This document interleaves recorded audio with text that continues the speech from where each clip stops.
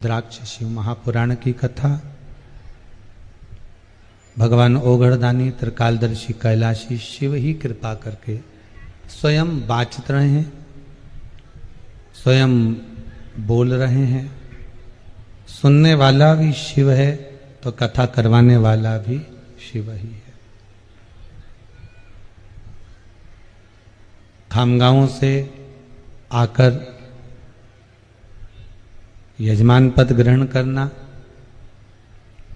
और भावों से भगवान की भक्ति को धारण करना, ये थोड़ा एक अलग विषय हो जाता है। आपको पहले भी कहा, जब तक शिव कृपा नहीं करते तब तक आप शंकर के चरणों में नहीं पहुंच सकते।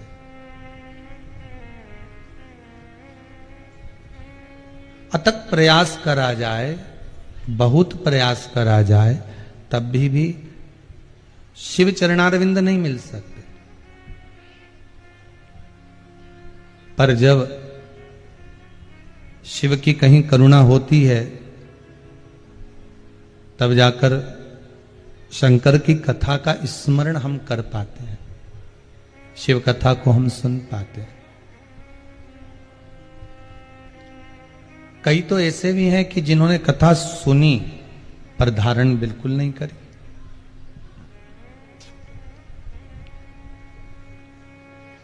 मान लो शिव कथा सुनने चले भी गए, शंकर की कथा में पहुंच भी गए,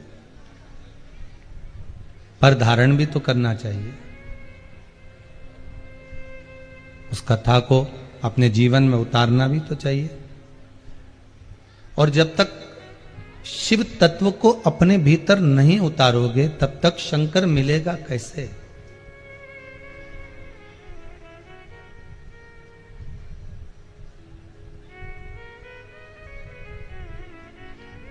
जन्म लिया उस दिन से आज तक ऐसा कोई संसार में मानव नहीं जन्मा जो परमात्मा को पाने का प्रयास ना करता। सब करते हैं।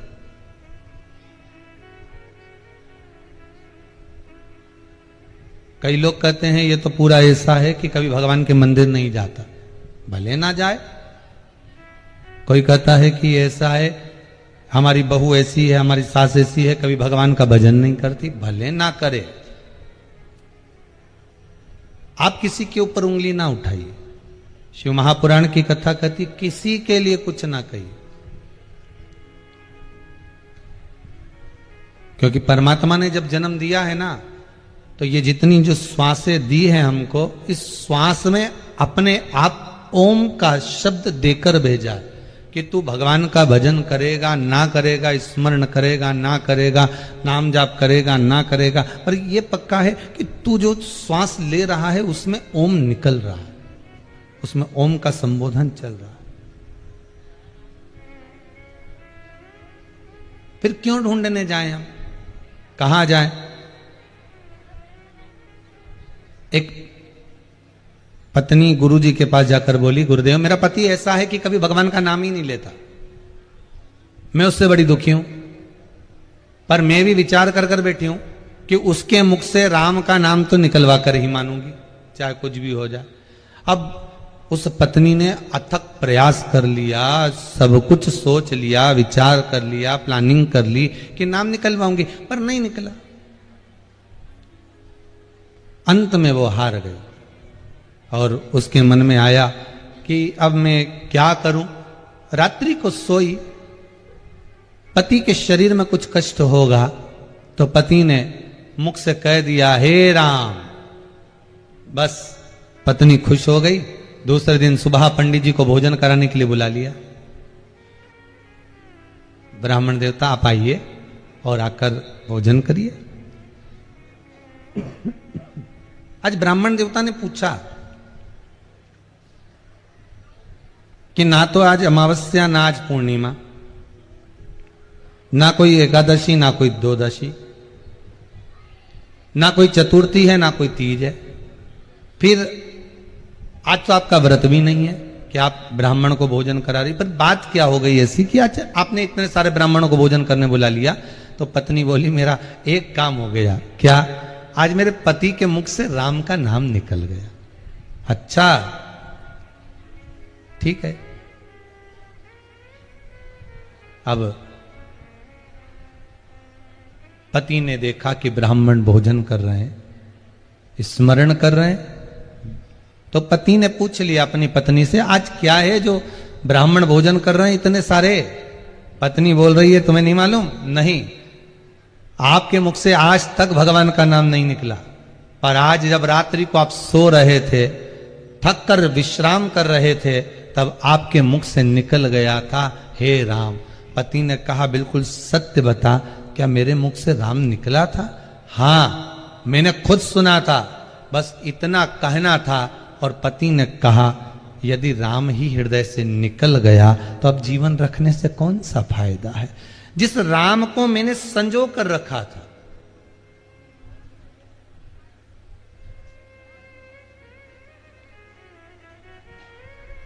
जिस राम को मैंने अपने भीतर छुपा कर रखा था, अगर वही राम निकल जावे, वही राम इस हृदय से, इस चित्त से, इस वृत्ति से बाहर हो जावे, तो ये शरीर रखने का फिर लाभ क्या है? हमको लगता है कि हमारी बहू भजन नहीं करती, हमको लगता है हमारी सास भजन नहीं करती, हमको लगता है कि हमारा पुत्र मंदिर नहीं जाता, देवालय नहीं जाता, स्मरण नहीं करता, हमारी पुत्री नहीं जाती भगवान के मंदिर, हमें लगता है। पर ऐसा संसार में कोई मानव नहीं जन्मा जिसके भीतर परमात्मा की भक्ति विराजमान नहीं हो। थोड़ी सी होगी, पर होगी जरूर।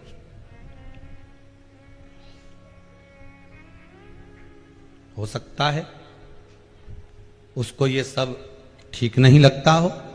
मंदिर जाने से क्या होता है, व्रत करने से क्या होता है, कथा में स्मरण करने से क्या होता है। हो सकता है उसकी चित्तवृत्ति में ऐसा भर गया हो कि यहां जाने से क्या होता है वहां, पर यह पक्का है कि अगर वो कथा की बात कर रहा है, अगर वो मंदिर की बात कर रहा है, अगर वो सत्संग की बात कर रहा है, अगर वो भगवत स्मरण की बात कर रहा है, तो उसके भीतर भक्ति जरूर है।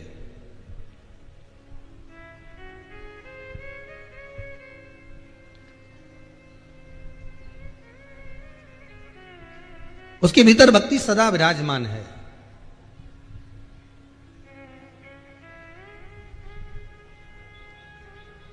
बस उस भक्ति के होने से भगवान की प्राप्ति ही है।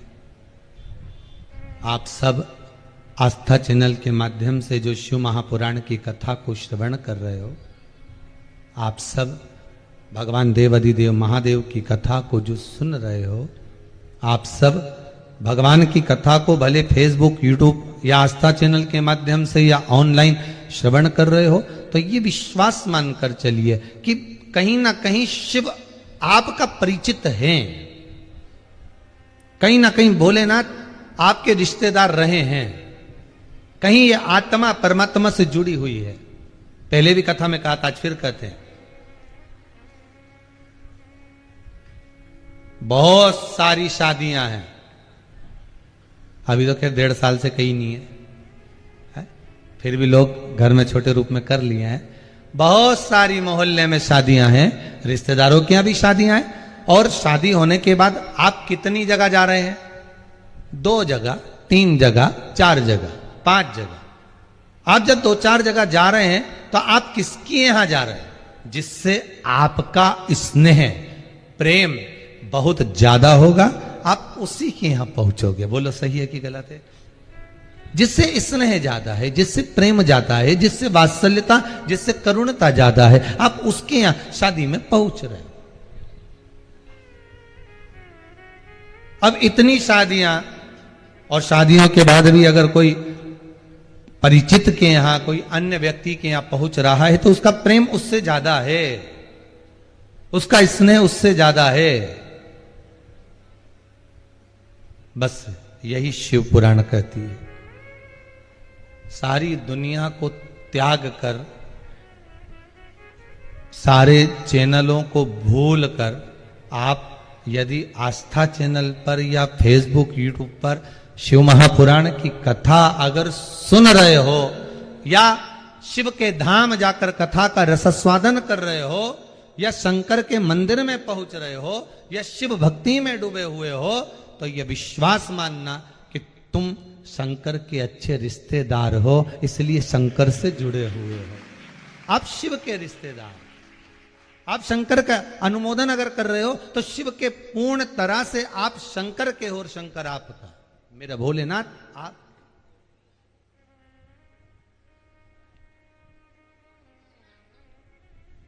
शिव आपके, और देवाधिदेव महादेव जब एक बार आपके हो गए तो संसार की ऐसी कौन सी वस्तु है जो आपके पास में नहीं होगी।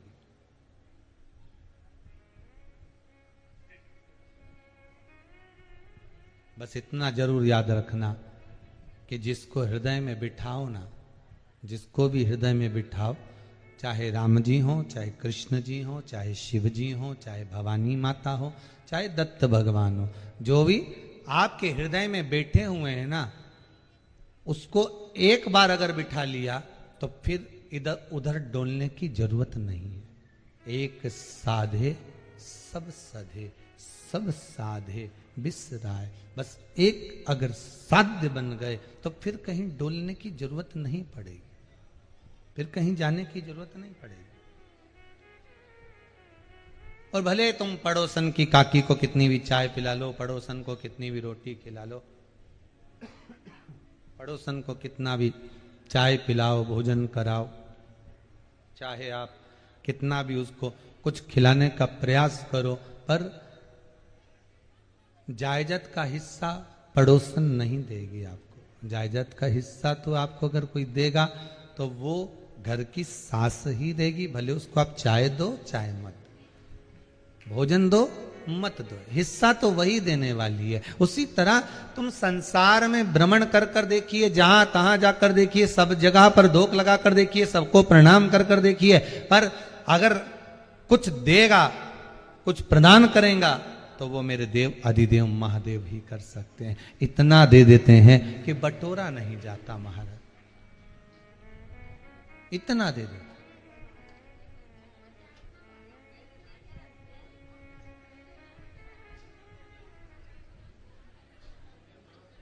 वो कहे कि वो देता है,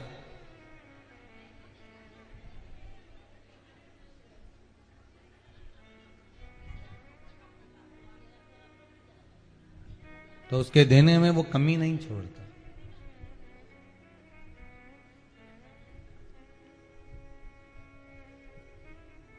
लोग कहते हैं कि भगवान को प्राप्त करने का सबसे सुंदर तरीका कौन सा है? दुनिया के लोगों के भीतर एक प्रश्न हो जाता है कि अगर हमें भगवान को प्राप्त करना है, भगवान को यदि अपना बनाना है, तो परमात्मा को अपना बनाने का सबसे सुंदर तरीका कौन सा है?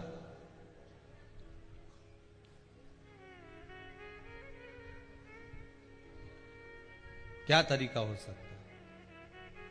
तो कहा दुनिया का परमात्मा को अपना बनाने का सबसे सुंदर तरीका है आपका निर्मल स्वभाव,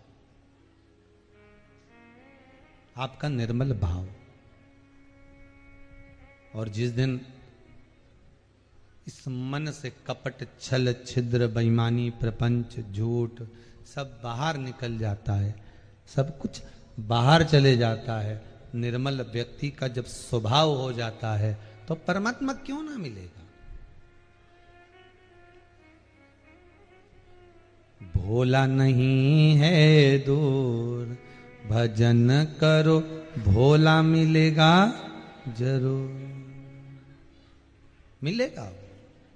भोला नहीं है दूर, भजन करो भोला मिलेगा जरूर। आप निर्मल मन से जब भगवान की भक्ति का स्मरण करोगे, निर्मल मन से जब भगवान का भजन करोगे, निर्मल मन से जब परमात्मा को पाने का प्रयास करोगे, निर्मल मन से जब भगवान के होने का प्रयास करोगे, तो क्यों ना भगवान आपका होगा?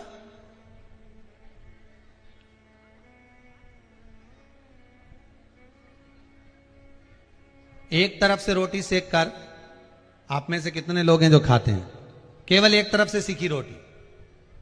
कोई खाएगा? अरे बोलो तो जम के नहीं। दोनों तरफ से रोटी को जब सेका जाएगा तब रोटी लोग खाएंगे।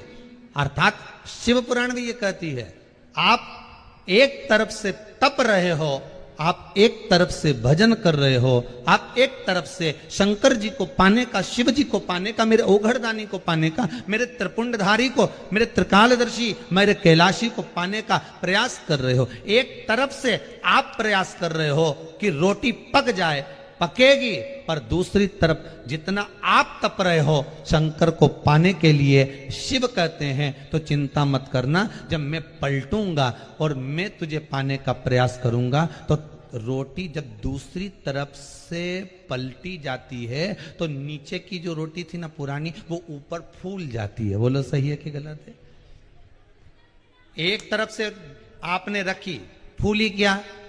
नहीं, पर दूसरी तरफ से जैसे ही पलटकर आपने उल्टी डाली, जरा सा उस पे कपड़ा फेरा तो रोटी फूल जाती है। भगवान कहते एक तरफ से तू तप रहा है, एक तरफ से तू तपन कर रहा है, एक तरफ से तू मेरा भजन कर रहा है, एक तरफ से तू मेरा स्मरण कर रहा है, एक तरफ से तू मेरा नाम जाप कर रहा है, एक तरफ से तू मेरा कीर्तन कर रहा है। पर चिंता मत करना, इस कीर्तन का फल, इस कथा को श्रवण करने का फल, जो रुद्राक्ष शिव महापुराण की कथा तू सुन रहा है, किसी भी भाव से किस कारण सुन रहा है ये तू ही जानता है, पर जिस भाव से तू श्रवण कर रहा है, तूने तो एक तरफ से रोटी को सेक लिया। पर चिंता मत कर, जैसे ही मैं पलटूंगा वैसे ही मैं तुझे रोटी को जैसे फुलाते हैं ऐसे तुझको भी मैं ऊपर की ओर उठा दूंगा। तो चिंता मत करना, बस मेरी भक्ति, मेरा भजन, मेरा स्मरण, मेरा कीर्तन, मेरा नाम जाप, मेरा मन स्मरण, बस आप जितना भक्ति में रम सकते हो साहब। फिर निवेदन करूंगा, मेरे शंकर भगवान को, मेरे ओघड़दानी को, मेरे त्रिकालदर्शी को, मेरे कैलाशी को, मेरे अविनाशी को आपका बहुत सारा धन वैभव नहीं चाहिए, आपका बहुत सारा धन वैभव मेरे बाबा को नहीं चाहिए। मेरे बाबा को तो अगर कुछ चाहिए तो आपका केवल एक लोटा जल, वो लोटा जल क्यों कहते हैं कि एक लोटा जल चढ़ाया और एक लोटा पानी चढ़ाया, क्यों कहते हैं? उसका कारण क्या है? वो लोटा जल नहीं है, जो कलश है ना वो ये शरीर है जिसमें पानी भरा रहता है, कलश शरीर है, और जो उसमें जल भरा है ना वो हमारा मन है। जल क्या है? मन। तो कहा गुरुजी आपने जल को मन से तो जोड़ दिया, क्यों नहीं जोड़ेंगे? केवल एक जल ही तो ऐसा होता है जिसको जिस कलर में मिलाओ वो उस कलर का हो जाता है। लाल में मिलाओगे तो लाल हो जाएगा, पीले में मिलाओगे पीला हो जाएगा, काले में मिलाओगे काला हो जाएगा। मन जल की तरह है, इसको जिसमें मिलाओगे ना वो उसमें हो जाएगा। जुआरी गेहूं के साथ बैठोगे तो जुआरी बन जाएगा, पापी के साथ बैठोगे तो पापी बन जाएगा, कपटी के साथ बैठोगे कपटी बन जाएगा, छली के साथ बैठोगे छली बन जाएगा।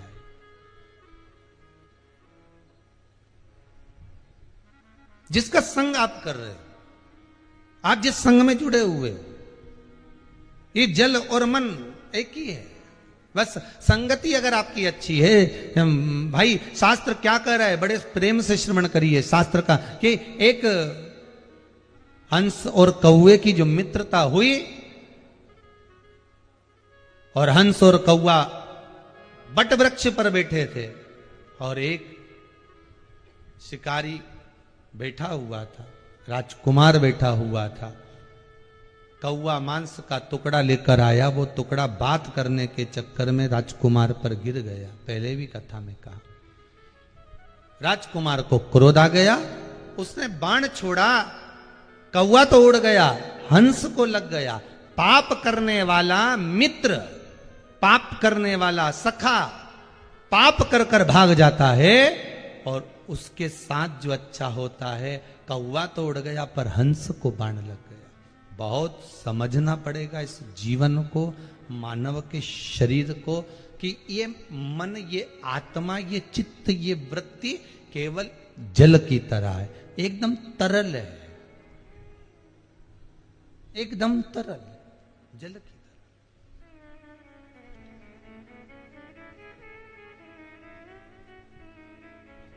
लाल कलर में मिला दो लाल हो जाएगा, पीले में मिलाया पीला हो गया, नीले में मिलाया नीला हो गया। इसको जहां